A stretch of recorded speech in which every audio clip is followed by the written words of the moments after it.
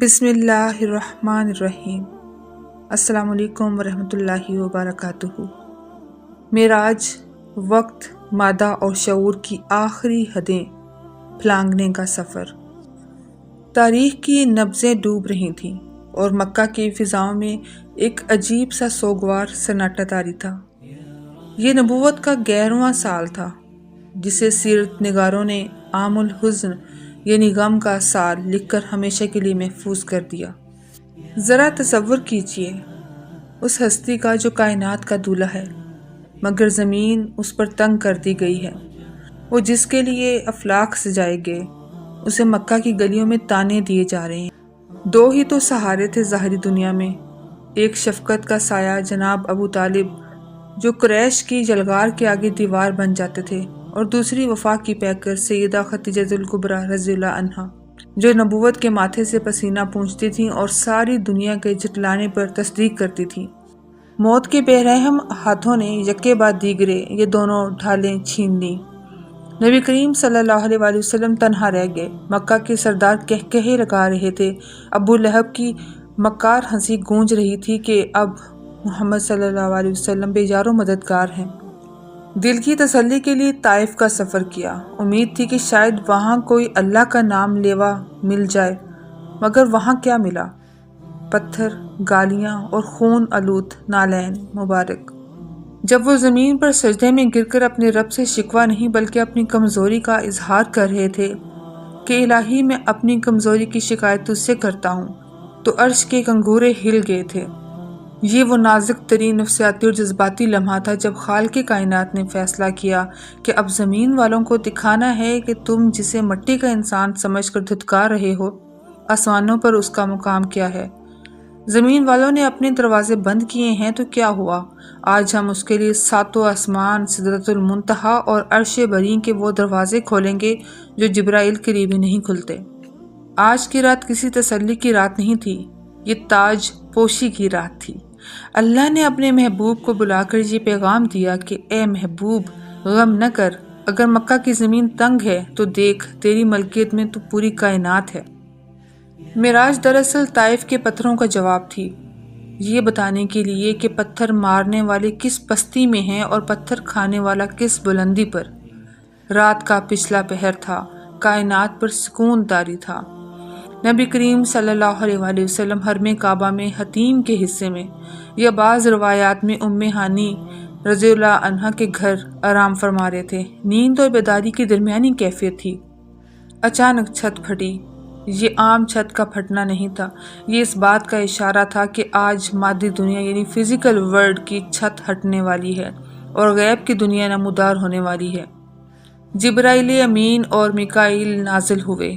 فرشتوں کا یہ نزول کسی وحی کو لانے کے لیے نہیں تھا بلکہ ایک شاہی مہمان کو تیار کرنے کے لیے تھا۔ یہاں سفر کے آغاز سے پہلے ایک ایسا واقعہ پیش آیا جسے عقل پرست اور جدید سائنس سے مروب ذہن ہضم نہیں کر پاتے، مگر جو روحانی سائنس کی روح سے ناگزیر تھا وہ واقعہ تھا شق صدر، سینے کا چاک کیا جانا۔ جبرائیل علیہ السلام نے نبی کریم صلی اللہ علیہ وسلم کا سینہ مبارک چاک کیا۔ دل اطہر کو جو گوشت کا ایک لوتھڑا تھا باہر نکالا گیا۔ ذرا منظر کی ہیبت کو محسوس کریں، کائنات کا سب سے قیمتی دل جبرائیل کے ہاتھوں میں ہے، اسے آب زمزم سے دھویا گیا۔ کیوں؟ کیا معاذ اللہ اس میں کوئی کثافت تھی؟ نہیں، یہ دھونا دراصل اس دل کو اس کائناتی دباؤ یعنی کاسمک پریشر اور الہاتی تجلیات کو برداشت کرنے کے قابل بنانا تھا جو آگے پیش آنے والی تھی۔ پھر ایک سونے کا تشت لایا گیا جو ایمان اور حکمت سے لبریز تھا۔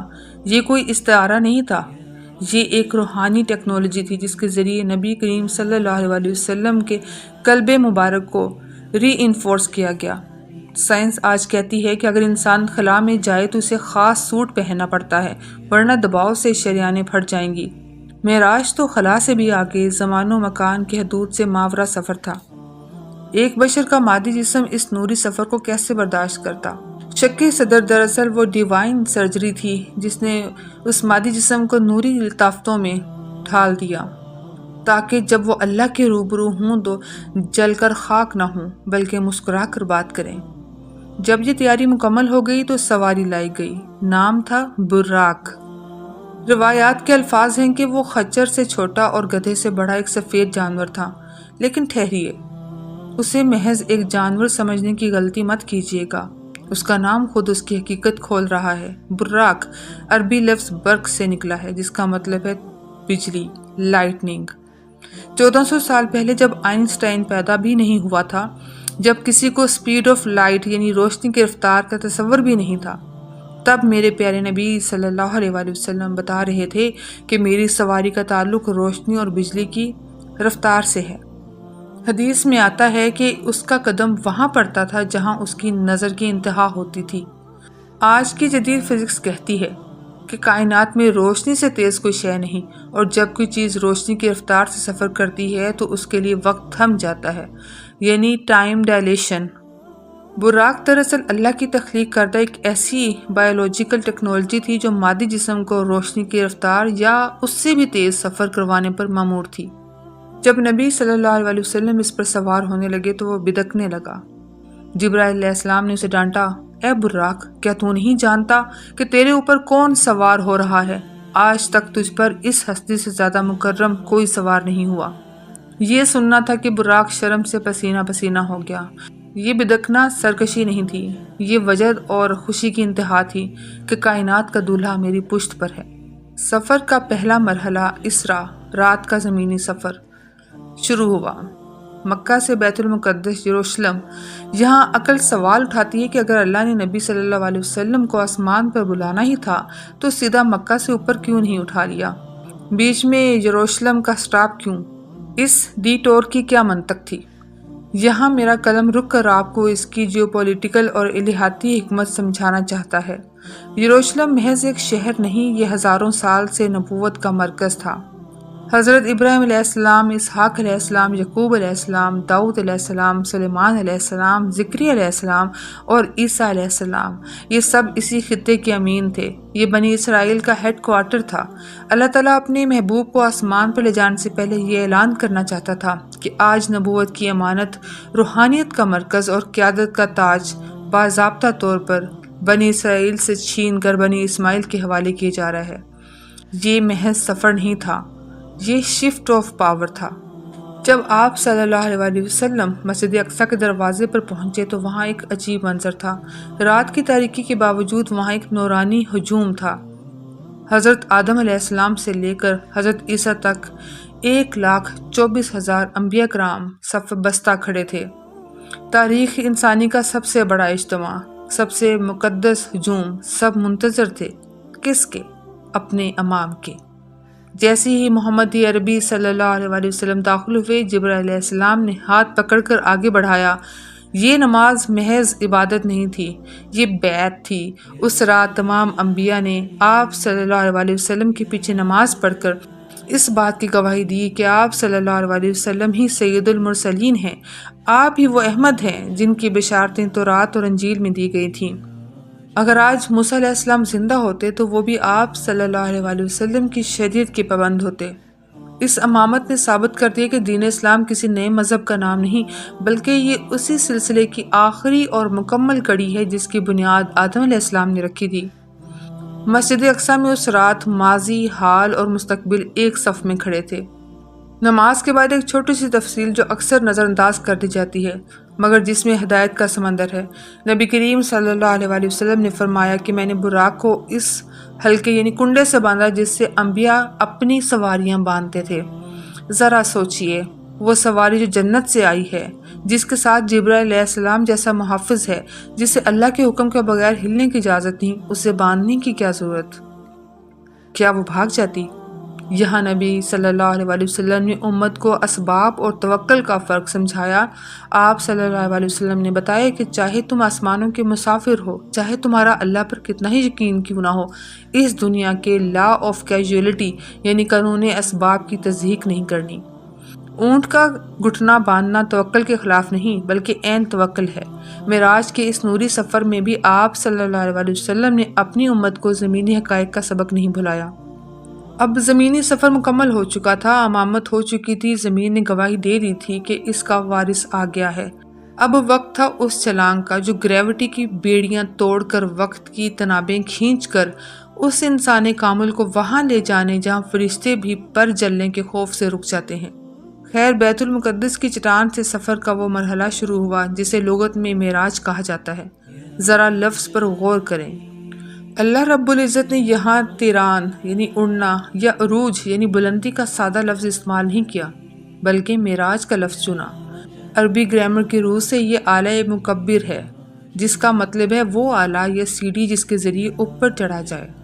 یہ لفظ ہی بتاتا ہے کہ یہ سفر محض ہوا میں تیرنا نہیں تھا، بلکہ یہ ایک منظم، ہائی ٹیک اور ڈائمینشنل سفر تھا جس کے لیے خاص ایلیویٹر یا کائناتی سیڑھی استعمال کی گئی۔